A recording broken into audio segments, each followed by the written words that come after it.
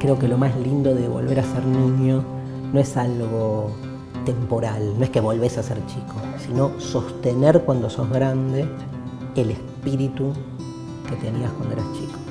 Hay algo de eso en el juego, del asombro, de eso que te pasa a vos ahora, Juli, que estás ahí colgada pensando, ¿viste? Cuando sos grande se te va diluyendo porque estás todo el tiempo haciendo pelotudas. Entonces recuperar eso es como lo más grosso.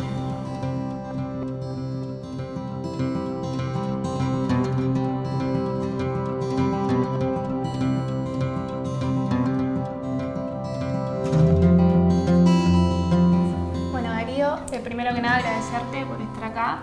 Yo soy Guada, ella es Juli y somos niñas organizadas. Yo me organizo desde que tengo memoria más o menos. Y somos de una organización de niños y niñas. Y nada, eso, de nuevo agradecerte por darnos la oportunidad de escucharte. ¿Desde cuándo tenés memoria? ¿A dónde vas cuando vas ahí a la memoria? ¿Qué? ¿De niña? Sí, digamos, cuando era más chica, o sea, no me acuerdo cosas de más chica. Empecé a organizarme a los 8 años y recuerdo todo básicamente de la militancia y de que mi niñez implicaba ser militante. Y ahora, bueno, tengo 18 años, así que hace 10 años que milito. Pero viste que hay un límite en la memoria, ¿no? Digo, Sí. llegas ahí a los 8, querés ir un poco más para atrás. La niñez guarda algo medio también inalcanzable en términos de poder recuperar lo que es eso, que está buenísimo. Bueno, la primera pregunta que te queremos hacer es, ¿hacen filosofía las niñas? Hay como todo un gran debate sobre eso, porque muchas veces los que hacemos filosofía tomamos a la niñez como modelo de lo que es hacer filosofía por el tipo de preguntas que se hacen los niños. El tema es si el chico cuando es chico y se hace esa pregunta es consciente de que está haciendo filosofía o directamente se hace la pregunta porque le sale, ¿no? Claro. Te digo esto porque hacer filosofía es colocarse en un lugar determinado para hacerse preguntas que en la cotidianeidad no te haces. En cambio el chico no hace esa división entre una vida enajenada donde pierde las preguntas, ¿entendés? Sino que directamente está a flor de piel, digamos. Es como que esa separación entre una supuesta práctica filosófica y una vida cotidiana no la tiene toda junta.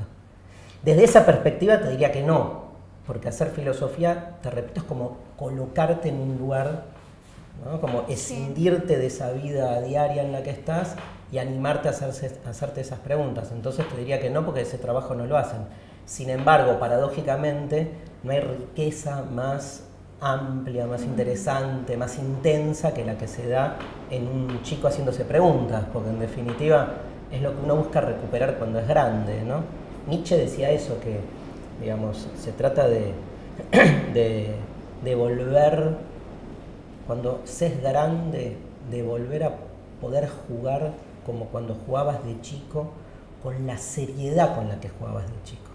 Crecer, dice Nietzsche, emancipadamente, es recuperar la seriedad con la que jugabas de chico, ¿no? Entonces ahí hay algo, digamos, que muestra que hay, sí, una idea de los chicos haciendo filosofía. ¿Cuál fue tu primera pregunta filosófica y qué edad tenías? Mira, la que recuerdo, ¿no?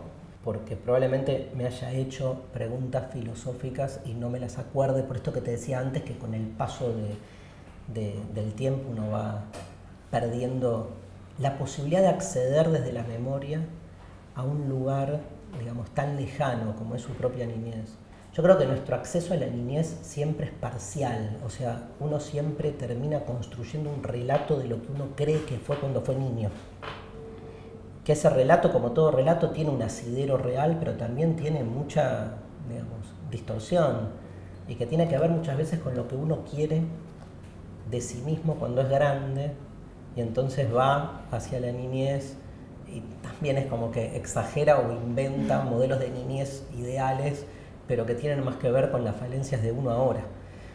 Desde ese lugar, cuando yo me recuerdo mis preguntas, o sea, yo estudié en un colegio religioso, le hacía muchas preguntas sobre Dios y toda esa pelotudez, así como muy fuerte, ¿viste? si era verdad todos los relatos bíblicos que me daban, que me reexcitaban los relatos bíblicos, estaban buenísimos, era como Moisés abriendo las aguas del Mar Rojo, yo estaba todo el tiempo haciendo así a ver si podía abrir algo. Pero la que me acuerdo puntual es 5 o 6 años. Me acuerdo puntual significa que no sé si fue así, pero me la armé así. 5 o 6 años fue como que me di cuenta que el tiempo pasaba. Hijo, me re angustié. Me angustio ahora, igual, acordándome de eso. Es como, me di cuenta que el tiempo pasaba y que te lleva puesto. Y que se te mueren todos. Y era como quería detener el tiempo, detenerlo. Y no. Y esa pregunta, me acuerdo que fui a mi vieja a decirle, el tiempo pasa, ¿viste? Era como, ¿qué hacemos con esto? Y mi vieja me sacaba cagando, ¿no? O sea, nunca tuve a alguien que me devolviera eso. Eso también se padece de chico, que es como que no conseguís, digamos, por lo menos en el mundo adulto, alguien que te acompañe. Pero esa fue mi primera pregunta, ¿por qué el tiempo pasaba? Hermoso. ¿Todavía te haces esa pregunta? Cada vez más, y cuanto más cerca estoy de la muerte, cada vez más me la pregunto, cada vez más me angustia, y creo que hay algo de recuperar esa pregunta cuando se es grande, pero, digamos, recuperar no solo el hacerse preguntas, sino el dejar que lo que te pasaba de chico cuando te hacías esas preguntas, te lo hagas ahora. Digo, cuando sos grande y te haces esas preguntas existenciales y te angustias, decís, qué pelotudez, ¿para qué me angustio? O te clavas un clonazepam, ¿viste? Y decís, mejor no me engancho. Entonces, me parece importante ahí, digamos, no solo trabajo de eso aparte, digo, mi vida está dedicada a la filosofía, que es que permeen esas preguntas de grande, ¿sí? Bueno, ya que estamos hablando del mundo adulto, ¿qué pensás del adultocentrismo? Yo creo que el adultocentrismo, como todo centrismo, es una forma de violencia, básicamente de desotramiento. La violencia en términos de desotramiento.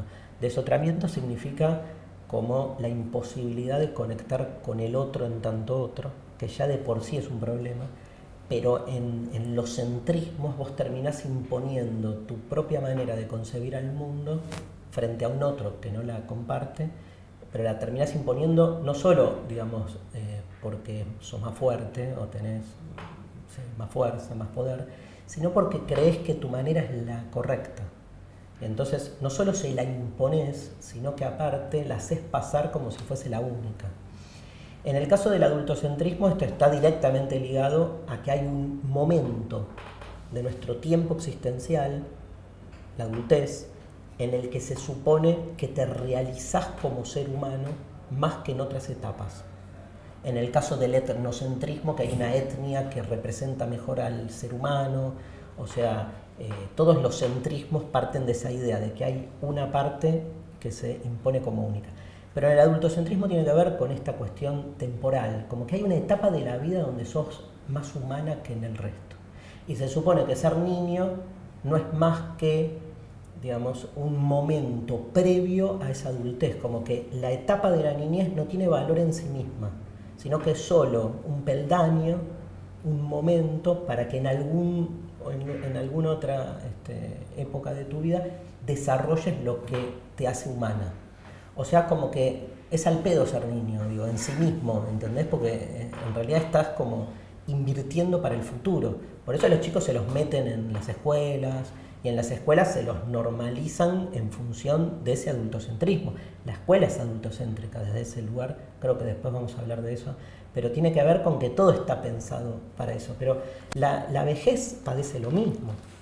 Los viejos sobran en nuestro mundo, porque ya están pasados. O sea, si un niño está como todavía en cocción, digamos, como que se está cocinando como adulto, el viejo es como una comida podrida. Claro. Entonces, son dos etapas que no tienen valor en sí mismas y que, digamos, terminan estando al arbitrio de esa violencia que impone el adulto como si fuese la etapa más real. Digo una cosa más en relación a eso. Es muy loco porque la vida es finita. O sea, nacemos para morir. Con lo cual, si hubiese una etapa superior donde nos realizáramos, no tiene lógica, o sea, no deberíamos morirnos, no sé, o sea, uno alcanzaría la realización y terminaría ahí. No, ¿viste? O sea, llegás a ser adulto y al toque ya te estás muriendo, digo, no es que es algo, ¿viste? Donde Sí. racionalmente hasta se te cae ese argumento, pero bueno, es muy fuerte. ¿Y vos por qué crees que para un adulto o a una adulta es tan difícil darle la razón a un niño o a una niña? Básicamente porque el adultocentrismo, como todo centrismo, lo que pone en cuestión es la idea de dar razón. O sea, ¿quién es el que posee la racionalidad? Entonces se cree que un niño no es un ser racional, sino que está desarrollando su razón. De hecho, la palabra infancia significa carencia de voz, pero carencia de voz en el sentido de una voz racional, de una voz comprensible. No es que los chicos no hablen, Claro. pero están para esa lectura más cerca de los animales que de los adultos, porque su voz no es una voz atravesada por la racionalidad. O sea, un adulto no le puede dar razón a un niño, básicamente, o no, te diría así, le da razón a un niño si lo que el niño en algún sentido dice o expresa está en relación directa con lo que el adulto entiende racionalmente que es un argumento correcto. Ahora, cuando escapa eso, lo ven como un chico, o lo ven como un chico directamente, como diciendo, bueno, dice boludeces de chico, o como un anómalo, o como un ser todavía no desarrollado, no evolucionado. Toda esa narrativa de la evolución, en la que de nuevo se cree que hay una etapa superior al resto, es muy fuerte, y entonces se hace del chico un ser carente. El principal lugar de la discriminación a los niños es ligarlos a la carencia, como que les falta algo, como si un adulto fuese un ser pleno y no un pelotudo al que le falta algo como cualquier otro. Digo, todos somos en ese sentido carentes o pelotudes, ¿no? En el sentido que nos falta algo, pero está, digamos, puesta la carencia. Fíjate que las grandes discriminaciones de la historia, Guada, siempre tienen que ver con la carencia, ¿no? Digo, la mujer que se la liga con una supuesta carencia genital sexual, ¿no? Una cosa increíble que al día de hoy se siga escuchando en casas de familia esta idea de el nene tiene pito, la nena no tiene nada, por ejemplo. Muy fuerte, pero porque es más fuerte la necesidad de asociar la carencia a la mujer, la carencia no sé, al indio, ¿no? Le falta cultura, el negro, le falta color, siempre le falta y siempre hay uno que tiene, ¿no? Claro. Eso en el adulto y el niño es muy potente, esa relación de poder. Bueno, ahora pasamos a la educación. Dale. Que tenemos miles de preguntas sobre la educación, pero bueno. ¿Cuántas me vas a hacer? Poquitas. Dale. Bueno, yo ahora estoy terminando quinto año y lo único que aprendí en la escuela secundaria es a copiar y a pegar, a leer y cuando termino de leer volver a decir todo lo que está escrito en un papel. Bueno, eso es lo que yo pienso de la secundaria. ¿Qué pensás vos? ¿Pero aprendiste bien a copiar y a pegar? Más o menos. A ver, dos planos. Primero, un plano más filosófico. Yo creo que no hacemos otra cosa que copiar y pegar, porque si no, creemos que tenemos un don de creación de lo nuevo, que en algún punto nos coloca como en un lugar así medio omnipotente. Copiar y pegar en términos automatizantes es una cagada. Pero no hay nada más hermoso que la resignificación permanente de aquello de lo que provenís. Yo siento que cuando hablo lo que pongo en juego es toda una mochila de textos que leí durante toda mi vida. No estoy inventando nada nuevo. Claro. Estoy releyendo. Releer. De ahí viene la palabra, es una de las formas en las que después se constituye la palabra religión. ¿Sabías? Religión tiene en su origen etimológico también una asociación con esto de relecturas, porque ahí estás creando algo sagrado, ¿no? Que es como tu propia identidad, no sé. Yo creo que la secundaria es el agujero negro de la educación. Mirá, estoy usando negro como sinónimo de algo negativo. Pero ahí hay algo no resuelto. No, estoy de acuerdo con vos que no se aprende básicamente porque en la secundaria no está clara cuál es su ¿Cuál es su propósito? Fíjate que en nuestro país se le dice enseñanza media. ¿Y sabes por qué se le dice media? Porque está en el medio entre la primaria y la universidad. O sea, porque la primaria tiene claro lo que quiere. Lo puede hacer bien o mal, pero tiene claro que tiene que ver con la adquisición de lectoescritura por parte de los niños. La universidad tiene claro que es un lugar de especialización y de salida laboral. Puede después no hacerlo, pero la secundaria, ¿para qué sirve la secundaria? Contestame, ¿verdad? ¿Para qué sirve? Olvídate de tu colegio. ¿Qué dirías? De los 13 a los 18 años, ¿qué vas? Difícil, ¿viste? Sí. Pero porque no tiene un propósito. No tiene un propósito. Vos tenés secundarias que parecen como primarias expandidas, o tenés secundarias que lo que parecen son como universidades o terciarios anticipados, ¿no? Claro. Pero en sí mismo, aparte entre los 3 y los 18 son edades tan distintas, parece más como una guardería de púberes la secundaria, tipo, ¿dónde dejamos a los chicos ahí? Lo que a mí me dicen es, te estamos enseñando para que vos puedas entrar a la universidad. Claro, pero en Como segundo año... Claro, te eso falta te lo dicen algo. en quinto. Claro. Ya de primero a cuarto, ¿para qué vas? Mirá, linda pregunta. Linda. Sí, ¿les estudiantes somos seres sin luz? Claro, en realidad la pregunta tiene que ver con la palabra alumno. Claro. Que alumno tiene una etimología popular que dice que alumno significa sin luz. Es muy discutida esa etimología, pero es como que suena lindo, ¿viste? Entonces todo el mundo se engancha. En realidad es un horror la definición, Sí. Es muy parecida a la de infancia, porque de nuevo es poner al alumno en el lugar de la carencia. Como que el alumno llega y es un ser que no posee un conocimiento, en este caso la luz, que es como la que te habilita el esclarecimiento mental, digamos. Y el docente vendría a ser el iluminado. Claro. Pero fíjate que incluso si querés ir más a fondo, la palabra formación, que es la que se usa para las escuelas, supone que el alumno no tiene forma.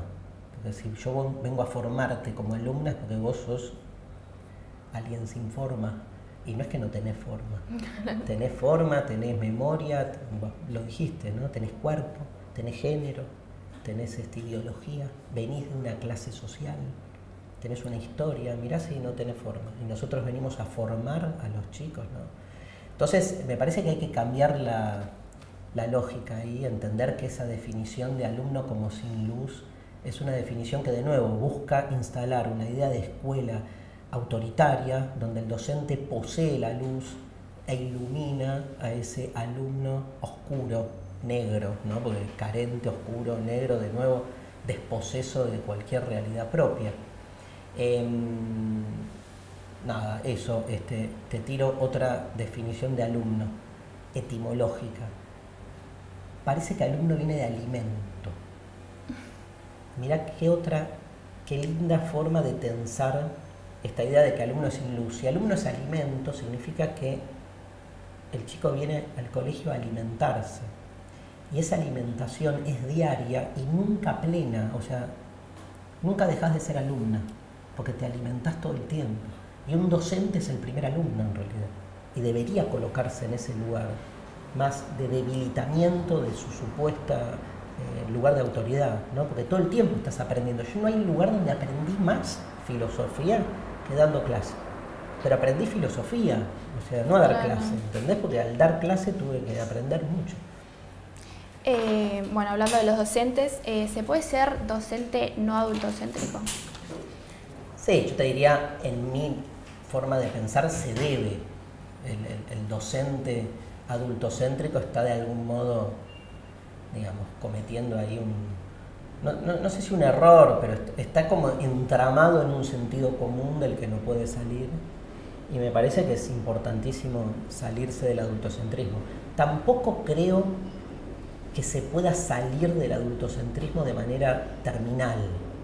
Creo que es lo que en filosofía llamamos una distensión, que es como somos conscientes de que el adultocentrismo es un problema y lo que tenemos que ir es como, digamos, distendiéndolo, quitándole peso. porque en algún punto esta forma de pensar que estamos acá haciendo circular hace imposible, no sé si se entiende, pero hace imposible el diálogo entre las dos etapas temporales, porque es como que toda vez que el adulto habla con un niño, habla desde la adultez, entonces se le vuelve muy difícil poder conectar con el niño en tanto niño. Siempre hay un lugar de desconexión, tal vez hay que aprender a valorar la desconexión y el conflicto como algo positivo y entender al revés, que cada vez que se propone así una especie de diálogo absoluto, es una de las partes la que termina como copándolo todo. Es difícil ser docente no adultocéntrico, es la tarea. Yo toda mi vida como docente lo busqué, y si te lo puedo resumir en una receta tonta, pero mirá qué loco, ¿no? Que es, o sea, siempre busqué salir del estereotipo de hablarle a los chicos desde ese lugar propio del sentido común, que es como, ¿viste? Hablarle fuerte o con, mirá, te tengo que, con una especie de cantito que es como que, digamos, claramente hay una subestimación. Para mí, la clave de mi transferencia con mis estudiantes históricamente fue no haberlo subestimado nunca, ¿viste? Entender que cada uno en su etapa, digamos, busca lo que busca y poder conectar con eso.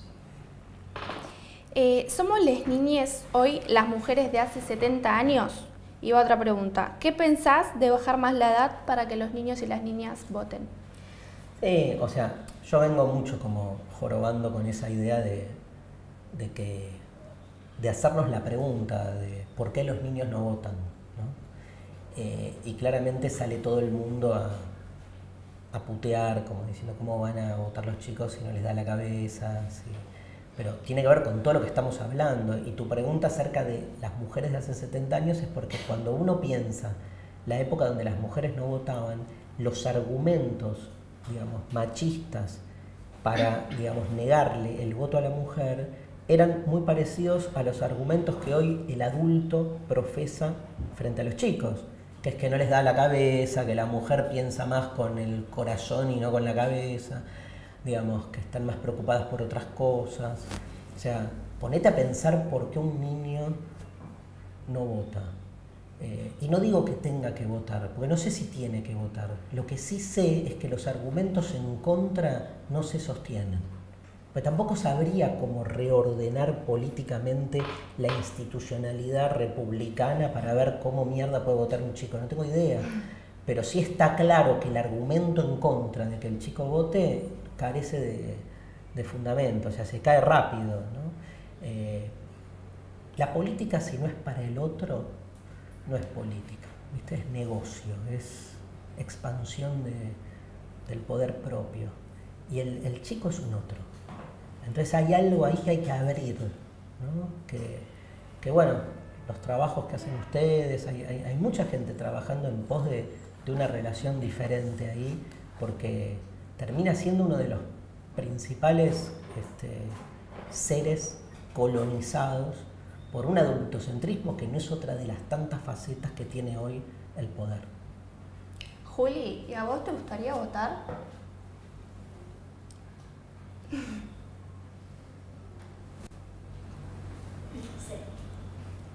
Bueno, es una respuesta válida, ¿no?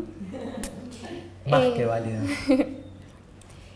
¿Cuál es la importancia de la participación política de las niñas? Bueno, un poco lo que dijimos recién, me parece que hay un imaginario que es que los chicos, si participaran políticamente, repetirían lo que dicen sus padres, ¿viste? O como que son influenciables, como si los adultos no, ¿viste? Como si históricamente en las democracias institucionales hubiese autonomía. Me parece como que está bueno, digamos, siempre ir a ese lugar de tensión, porque uno visualiza, esto quiero decir, uno visualiza a veces como lo que son los lavajes de cerebro. Parece que uno tiene que poder salirse de ese lugar así más totalitario, en el que muchas veces la política incurre, ¿no? Y al mismo tiempo, digamos, también salirse de ese lugar propio de nuestro mundo mercantilizado que entiende que un chico es un ser apolítico. No, el chico es un ser político desde que nace, porque entra en relaciones de poder permanentes y está bueno que eso lo vaya como concientizando, ¿no? A su tiempo, con sus dudas, como dijo Juli, yo qué sé, ¿viste? Tener ganas de votar y no sé, porque obviamente no se le presenta como un tema, pero probablemente Juli vote en un montón de opciones que ella considere necesaria para su realización cotidiana, como, digamos, qué quiere comer, o con qué amigo, no sé, jugar en recreo. O sea, que hay una práctica de la elección que es una práctica política, porque si no es circunscribir la política a las elecciones presidenciales, y eso me parece que es solo una parte. Claro. Bueno, Argentina tiene a la legisladora porteña más joven de Latinoamérica. ¿Qué pensás de eso? A ver, legalmente era un hecho posible y por suerte en este caso la ley estuvo de nuestro lado, ¿no? Porque permitió, a veces la ley está del otro lado y restringe y reprime. En este caso permitió que Ofelia Fernández pueda ser legisladora. Ahí es como medio, yo qué sé, o sea, yo soy muy afín al pensamiento de ella. Por ahí la pregunta más complicada tendría que ser otra, que es ¿qué hubiera pasado si la legisladora de 19 años más joven de Latinoamérica hubiera sido una legisladora, no sé, de derecha? Y de una derecha rancia, ¿viste? No sé, conservadora. ¿Qué hubieras dicho vos? ¿Hubiese festejado igual que alguien de 19 sea legisladora? Sí. No te creo. Lo festejaría. ¿Qué? Que festejaría que un adolescente llegue a ese lugar. Sí. No festejaría los pensamientos o... Pero podría separar una cosa de la otra. Es difícil. Es difícil lidiar con... Creo que es más difícil, no digo que no hayan adolescentes que sean conservadores, pero es difícil de encontrar esos adolescentes por la organización, ¿no? Que muchos jóvenes estamos militando, algunos desde hace ya mucho tiempo. Sí, está bueno. O sea, vos decís que no hubiera aparecido un caso así porque no están politizados de algún modo. Más o menos igual, ¿eh? Mirá que el macrismo generó como así unos jóvenes, obviamente con unos valores y un modelo de la política muy distintos a los que pensamos nosotros. Sí. Pero está buena la pregunta, o sea, hacer filosofía es como abrir esas preguntas, ¿no? Claro, no es necesario responderlas. No es necesario responderlas, sino visualizar, porque nosotros decimos, qué bueno que haya una chica de 19 años como legisladora. Claro, pero porque piensa como nosotros. Si no fuese así, ¿rescataríamos solo lo de la edad? Está bueno como ver eso. Yo creo que sí, yo lo rescataría igual, no me cabe duda. Como rescato que voten los chicos a los 16 años, y no me importa quién voten. Claro. Pero bueno, celebramos obviamente la llegada de Ofelia y ojalá que desde sus 19 años plantee cosas de 19 años. Porque en realidad lo que se le plantea para los jóvenes en la legislatura no está hecho y dicho desde los jóvenes. Me parece que lo más lindo que puede hacer Ofelia es como sostenerse en su lugar y en todo caso hacer política desde ahí. Juli, ¿querés hacerle una pregunta a Darío? Sí. ¿Quién era Ofelia Fernández? Ofelia fue la presidenta de un centro de estudiantes de un colegio. O sea, era una chica que estudiaba en un colegio y en los colegios se organizan los chicos para pedir cosas, así que llaman centros de estudiantes. Fue presidenta de ahí y de ahí decidió presentarse como candidata, ¿sí?, legisladora para que la vote la gente de la ciudad de Buenos Aires. Y ganó, entró. Pero es como muy raro que una chica de 19 años esté con la gente grande ahí haciendo política. Por ahí es más grande ella, ¿viste? Así que veremos cómo le va. Darío, ¿viste que a nosotros siempre nos pregunta a qué le tenemos miedo? Yo te quiero preguntar a vos, ¿vos a qué le tenés miedo? Yo siempre le tuve miedo a lo mismo que es a morirme. Nunca cambié. O sea, tenía tu edad y le tenía miedo a morirme, y ahora que tengo 51 le tengo miedo a morirme. El único momento que voy a dejar de tenerle miedo a morirme es cuando me muera. Porque ahí ya voy a estar muerto. No voy a poder estar padeciendo. Qué horror lo que acabo de decir, ¿no? Pero es como me pasa un poco eso. Después le tengo miedo a que la gente la pase mal. Eso es como... Más que miedo me da bronca, ¿viste? Pero el miedo más personal es a eso. ¿Vos? ¿A qué le tenés miedo? Yo a lo mismo, siempre le tuve miedo. ¿Sí? Y por eso dibujás. Dibujar es una forma, te olvidás. Cuando uno hace cosas así, se olvida de ese miedo. Y aparte lo expresa de algún modo. Viste que nosotros siempre nos preguntan como, ¿qué querés ser cuando seas grande? Yo te quiero preguntar, ¿vos qué querés ser cuando seas niño? Quiero volver a poder ser otro. O sea, quiero volver a ser niño para poder hacer todo lo que no hice en esta vida. Y entonces, digamos, si tengo la opción de volver a empezar, no haría nada de lo que hice en esta vida, porque ya lo hice. Me encantaría tener como millones de vidas donde poder probar un montón de cosas, porque no puedes probar. La vida es corta y te obliga todo el tiempo a que decidas, ¿viste? Pero bueno, te pregunto a vos y te contesto. ¿Vos qué querés ser cuando seas grande? No sé. No sabés. No ser grande, tenés que decir. Nada, me gustaría realmente, en algún punto, creo que lo más lindo de volver a ser niño no es algo temporal, no es que volvés a ser chico, sino sostener cuando sos grande el espíritu que tenías cuando eras chico. Hay algo de eso, del juego, del asombro, de eso que te pasa a vos ahora, Juli, que estás ahí colgada pensando, ¿viste? Cuando sos grande se te va diluyendo porque estás todo el tiempo haciendo pelotudeces. Entonces recuperar eso es como lo más grosso. Bueno, Darío, muchas gracias. Por favor.